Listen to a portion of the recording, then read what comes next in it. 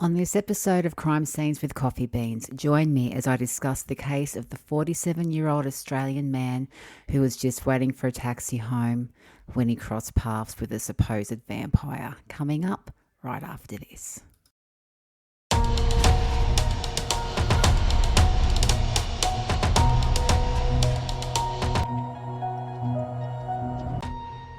Hi everyone, welcome to Crime Scenes with Coffee Beans. I'm your host Belinda Brady, and welcome to my little podcast where I talk about Australian murders, some very well known, others not so much, and I try and cover all of them, and I also try and talk about them as though I'm talking to friends about these crimes. So hopefully, my true crime friends, that is how it's coming across.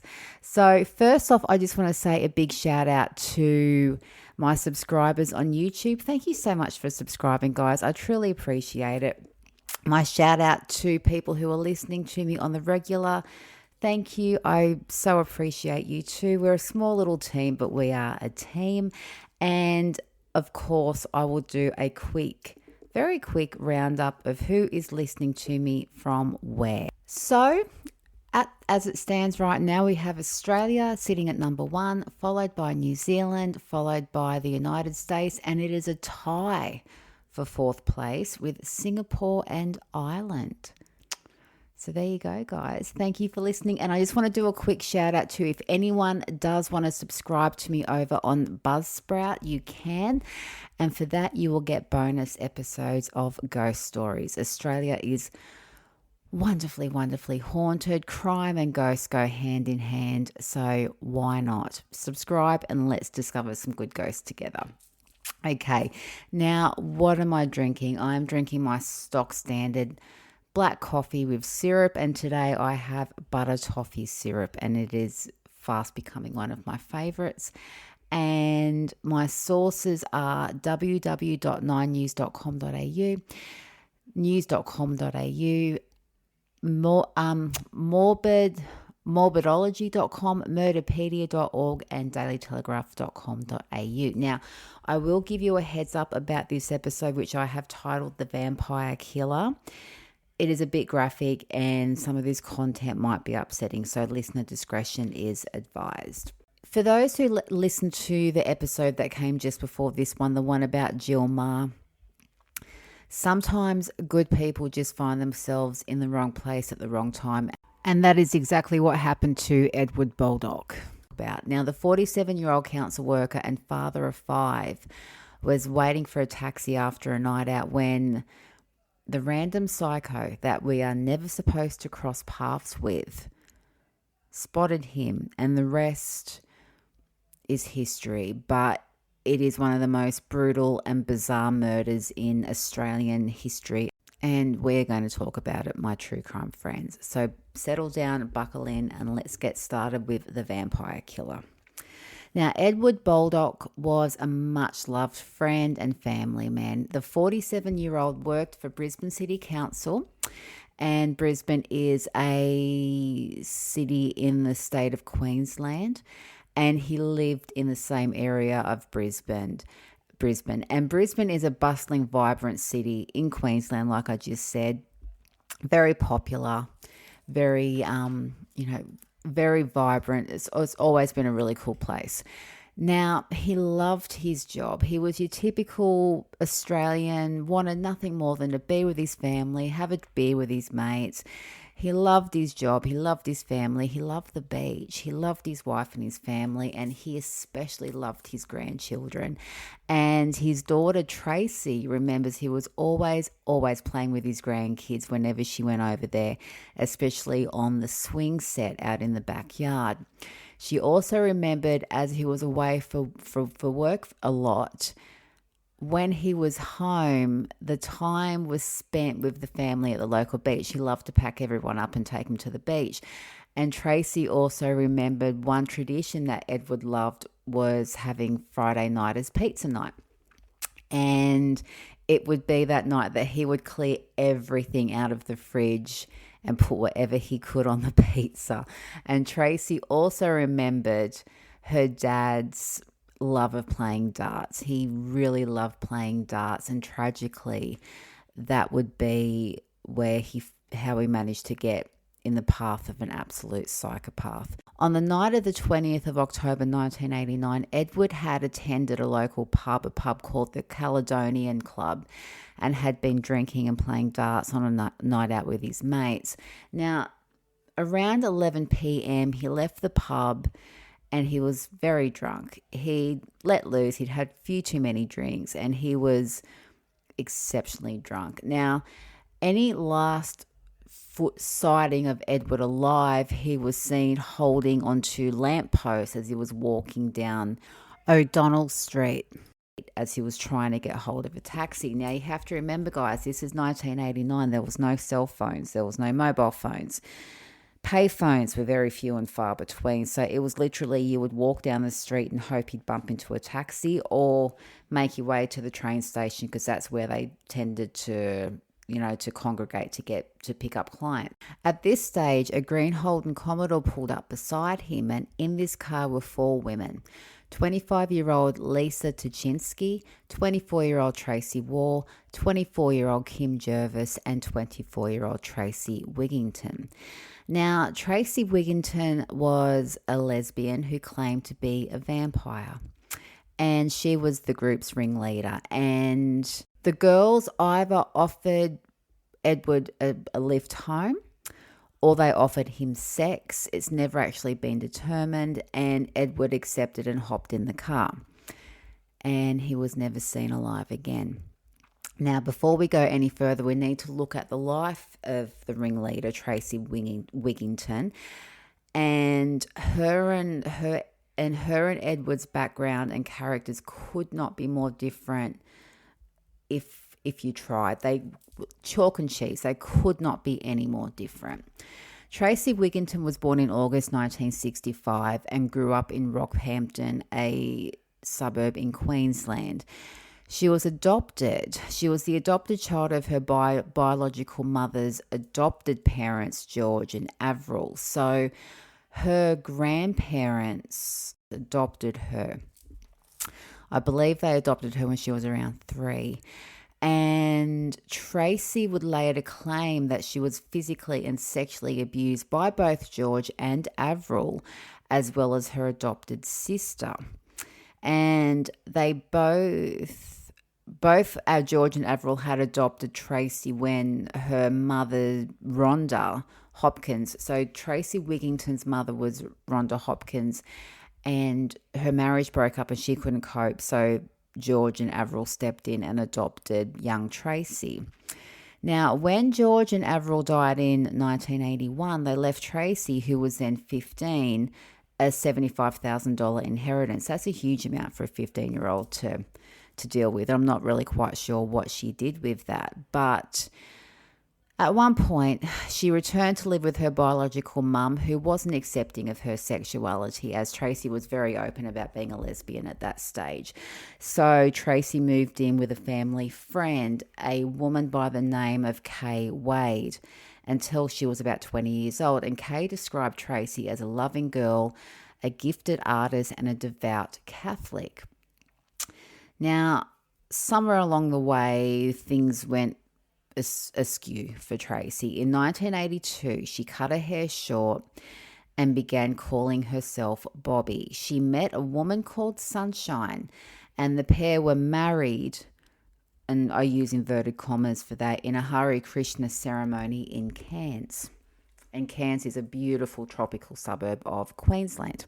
It was around this time that Tracy began working as a bouncer at a club and was always dressed in black. And she also briefly dabbled in prostitution. Now, Tracy also sought out a man to get her pregnant so her and her wife could have a child. And she succeeded. She did get pregnant to a man who's not known, but she miscarried. It was around this time that she started talking about witchcraft and talking to a white witch in Adelaide. And she stopped going to mass at church at around this time too. Apparently, Tracy would draw patterns from blood from animal meat, such as steak, and she would start cutting herself. It was around this time that Tracy and her mother reconciled, but Tracy often spoke of getting revenge on her mother and making her pay for the years she spent with her abusive adoptive parents. Eventually, Tracy left Rockhampton and moved to Brisbane with another lover, and her marriage to Sunshine ended. There, Tracy became more reclusive and really got into the occult. And it was then that she also went by another alter ego, one that she called Fred. She had the Eye of Horus, and I hope I've said that right. It is spelled Horus, which is also known as Wadjet. And that is an ancient Egyptian symbol that represents protection, healing, health, and restoration, tattooed on her hand and her star sign on the other. It was around this time that Tracy claimed she was a vampire and that she fed on the blood of animals. In mid-October, Tracy met a woman named Lisa Tuchinski, and even though Tracy lived with another woman at the time, the two embarked on an affair. The girl that Tracy was having this affair with, Lisa, she was not in a good spot herself. She had been hospitalized over 80 times for harming herself and overdosing on drugs. But still, with this knowledge, Tracy convinced Lisa to cut her hands so she could drink her blood. And it was also at this point, and I know there are a lot of women's names being thrown around here, so you can pause me and write them down. Even I was getting confused when I was researching this. But two other women became part of this little circle, and they were Kim Jarvis and Tracy Wall. Now, apparently Kim had contemplated becoming a nun, but after, I guess, becoming part of this little psycho witches circle and breaking a crucifix, she was told she was the chosen one, and she fell for it hook, line and sinker. Kim even went on to believe Tracy's story that she was a destroyer and she had the power to rip the arms off anyone who stopped her feeding on blood. And Tracy Wall was just as brainwashed or smitten, I can't be sure, and she believed Tracy Wigington was the devil's bride and a telepath who could make her body disappear, leaving only cat's eyes behind, just like that cat in Alice in Wonderland. Anyway, these four women were wrapped up in their lesbian witches group thing, whatever you want to call it, and it was clear that Tracy Wigington was the ringleader and the woman to be feared. And this brings us to the night of the 20th of October, 1989. All four women, Tracy, Lisa, Kim, and head honcho Tracy Wigington, were at a lesbian club in Fortitude Valley called L'Amours, and they were all drinking cheap sparkling wine called Spumante. And the name tells the story, guys. That's all you need to know about Spumante. It is awful. It is cheap and it is awful. But they drank for around 2 hours, and it was around 12-ish when Tracy, who was in a mood due to her live-in lover having a wandering eye, even though Tracy very openly had affairs, decided it was time to leave. She was in a mood. She wanted to leave there and then, and the three women, Lisa, Kim, and the other Tracy, all hopped in the green Holden Commodore. They had driven to the club, and on Tracy Wigington's orders, Lisa, who was driving, was to drive around until she was told to stop, as Wigington was on the hunt for a victim. They drove around for a bit, driving through the city's botanic gardens and through Kangaroo Point, and it was then they turned onto O'Donnell Street, and it was there they spotted a visibly drunk Edward Baldock holding onto lampposts as he staggered down the road trying to get a taxi. Tracy Wigington would later tell Queensland newspaper The Courier Mail, and that's where I saw him. He was drunk walking down the street. He was the one. I don't know why. He just was. The car pulled over, and it's not known if the girls offered him sex or a lift. And I want to say that Edward's family disputes he would have accepted an offer of sex. Edward hopped into the back seat, and he promptly fell asleep. Lisa, on the order of Tracy Wigginton, drove to the West End, and she drove to Brisbane River. And particularly, there was a shed there. And this shed was located between the GPS Rowing Club and the headquarters of the South Brisbane Sailing Club. The shed in question was big, and it was circular, and it was just off the river's bank. Now, Tracy Wigginton told police later on they all knew something was up. I didn't have to say a thing. I still don't understand why at any point you would not just say, why aren't we taking this man home? I will never understand that. Anyway, after they parked, Lisa led a drunk Edward down to the riverbank, and Tracy Wigginton soon joined them, where she took off her shirt and helped Edward to get undressed. But she stopped, telling him that she had to go to the toilet and that she'd be right back. While Edward waited, he neatly folded his clothes up and put them in a pile on top of his shoes, and tucked his wallet under the nearby sailing club door so it wouldn't get lost. Tracy didn't go to the toilet, but she went back to the car looking for a knife, and Kim handed her a silver ninja butterfly knife, and Tracy went back to the riverbank where Edward had stripped off, only leaving his socks on. Now, Lisa was chatting with Edward, and it was then that Tracy Wigginton came up behind him and took out her knife. It was at this point that Lisa freaked out and ran back to the car. Edward asked Tracy what she was doing, and Tracy responded with stabbing him in the back. And when he tried to grab the knife off her, she stabbed him in the neck. Tracy then grabbed Edward by his hair and pulled his head back so she could stab him in the front of the throat. And then she went on a stabbing frenzy, and she described it as though it was like a shark feeding frenzy, and she stabbed Edward over and over again, stabbing this poor man so viciously he was almost decapitated. She stabbed him 27 times. Now, as Edward lay dying, naked and choking on his own blood, Tracy watched him while smoking a cigarette. And when he finally did die, she went up and asked the other girls to, hey, come check this out.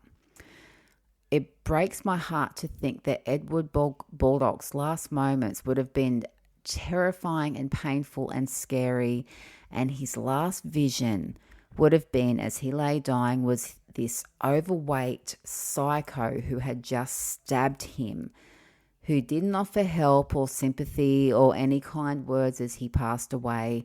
She just impatiently smoked a cigarette while she waited for him to draw his last breath. Like, it's just, it breaks my heart. Anyway, Tracy returned to the car some 15 minutes later, having washed herself and her knives in the river. And like I said, she asked the other girls to come and have a look at what she did. And 3 of them did, except Tracy Waugh, who wanted nothing to do with it. Now, when Tracy hopped back in the car and they all drove home, Tracy Waugh would later tell police that Tracy Wigginton's breath smelt like blood. When Tracy Wigginton arrived back at her flatmate, and I'm not sure if this was her lover or not, who knows, said that Tracy looked sick and almost zombie-like upon her return. When the sun rose that next morning at around 5 a.m., a rower discovered the naked body of Edward covered in wounds. He had 27 wounds. The main arteries in his neck had been severed, and he had stab wounds on his torso. Edward had puncture marks on his upper right back and shoulders, and there it looked like someone had pushed their fingers into some of the stab wounds. Police were called, and they did a sweep of the area and found Edward's wallet, which contained $35, under the door of the sailing club, but it was what was in Edward's shoes that was the biggest find and clue.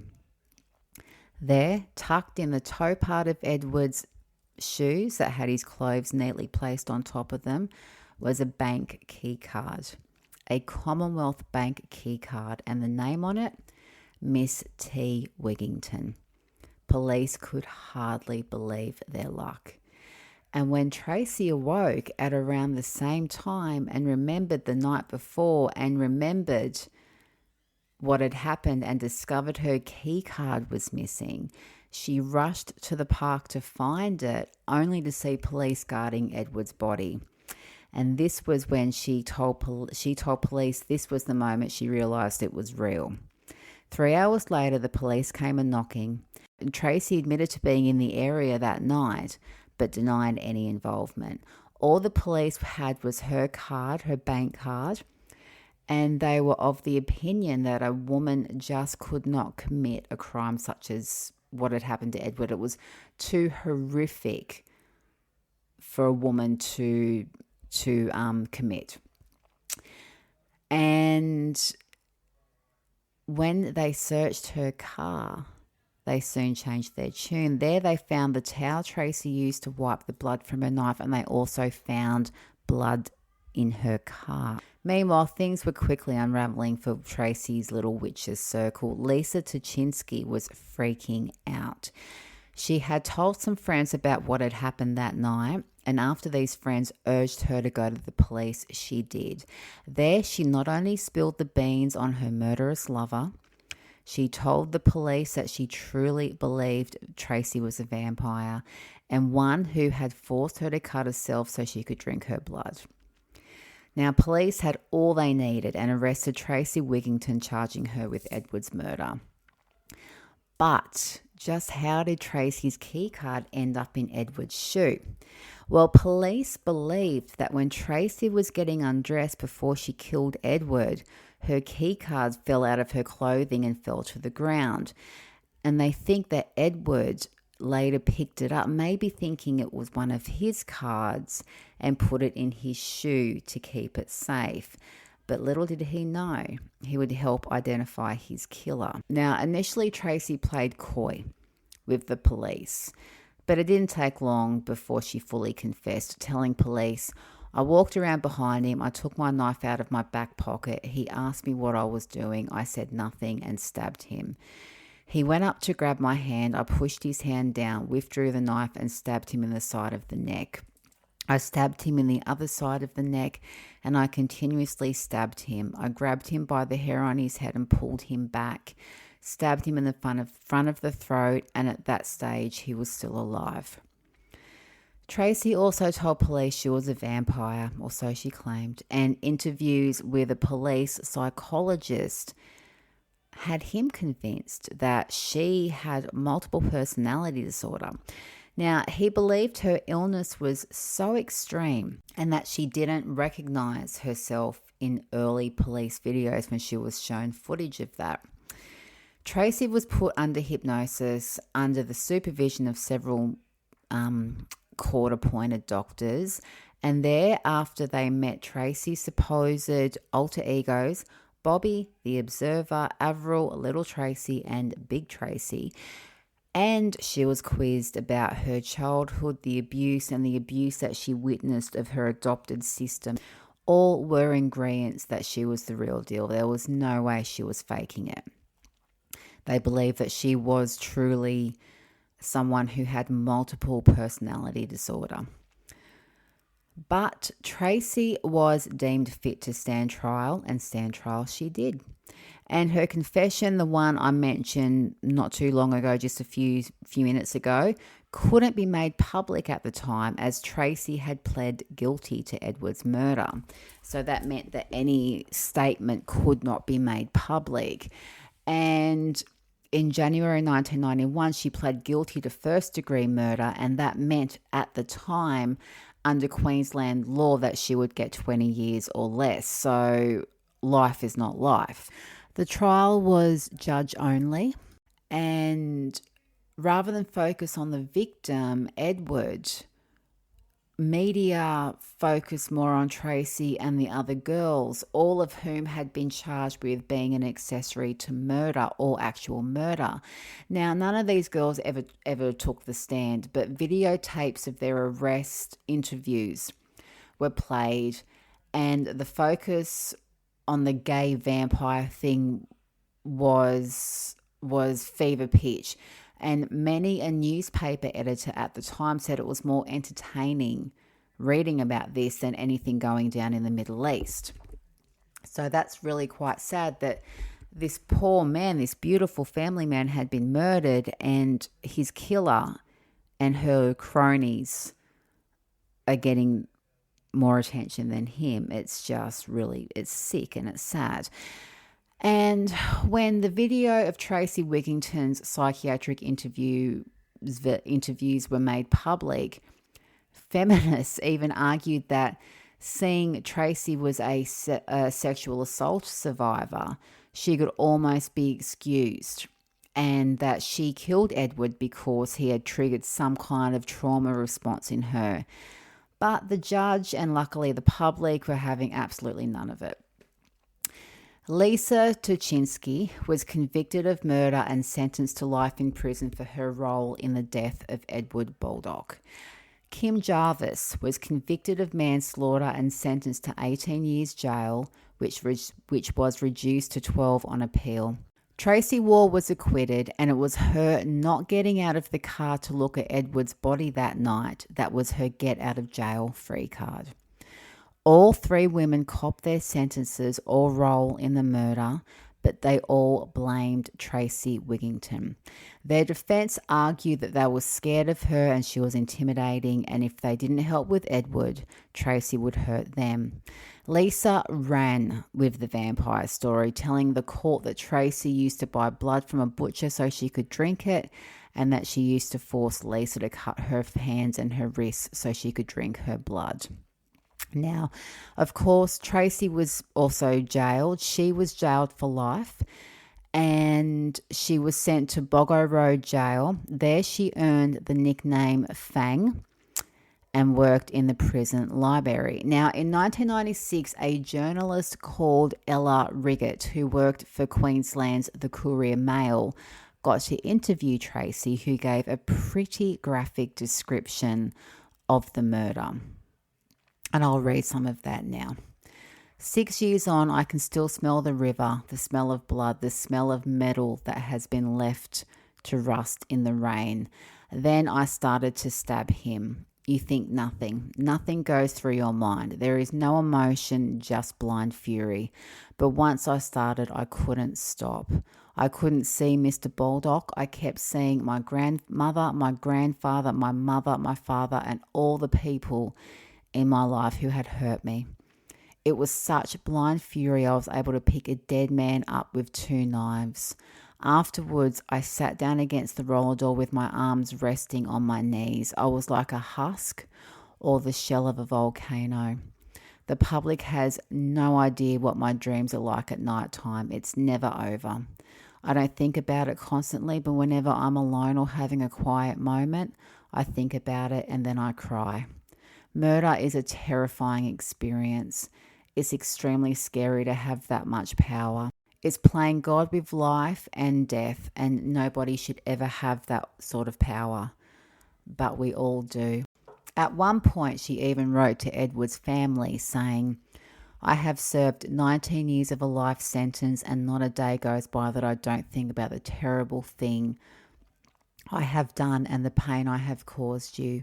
I know that no amount of wishing or dreaming can bring Mr. Baldock back, but by God do I do.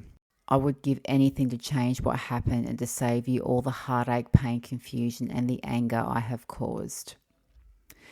In 2006, Tracy Wigginton assaulted a prison officer and another inmate, and over the years she tried and failed to get parole until she was finally successful and she was released in 2012, 22 years into her life sentence.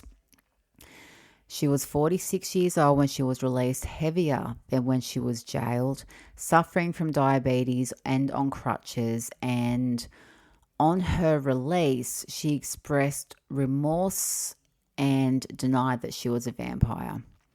Lisa Tuchinski was released under the resettlement program in 2008. So everyone involved in Edward's murder, all 4 girls, all 4 women, are out in the community now. Edward's family was appalled at Tracy Wigington's release and stated she should never have been released and should stay in jail forever, and that they will never forgive her. In 2011, Edward's niece Tanya, who was 14 when her uncle was murdered, said, "For my uncle and for my family, it's a life sentence. We live with it every day. And life sentence to me is life sentence. Not 16 years or even 21 years. It's forever. She took somebody's life. I don't believe that she has a place in society." Now, all 4 girls, all 4 women who were involved in Edward's murder, Tracy Wigington, Tracy Wall, Kim Jarvis and Lisa Tuchinski, they are all out of jail. It is believed that Tracy Wigington is in southeast Queensland, though her and the other girls' locations have not been disclosed, but they are all out of jail and out in the community. Edward Baldock's family still mourn the loss of their beautiful father and grandfather, and for them, this is a life sentence. It's every day. It's not something they will ever escape, and they don't get to get out of jail and get back into community and start living life again. They are the ones who have the life sentence. But they do have the beautiful memories of their dad and their grandfather, which can never be taken from them. And they also have the striking resemblance to Edward in the family gene pool in the form of Edward's grandsons. His daughter Tracy explained in an interview, "Both of my sons, you look at them and you are like, wow. It's nice to see his genes have carried on so prominently." And that, I think, is a beautiful gift for this mourning family to have. And there we have it, guys. The heartbreaking story of someone being in the wrong place at the wrong time, just trying to get home. And the only thing I can describe it as is a sadistic circus pulled up beside him and offered him a lift. It's just heartbreaking. It's just so unnecessary. And my heart goes out to the Baldock family. And I hope they are able to draw strength and happiness from the memories that they had with Edward. I truly do. And that's it, guys. Another episode of Crime Scenes with Coffee Beans done and dusted. Thank you so much for your company. If you're liking these episodes, please hit like, hit subscribe, hit share. You can send me fan mail. You can buy me a coffee. You can subscribe. You can do all that. And you can find me over on TikTok. And as always, thank you so much for listening. You are all absolute rock stars. And until next time, stay safe, stay cool, and stay caffeinated. I will catch you all later.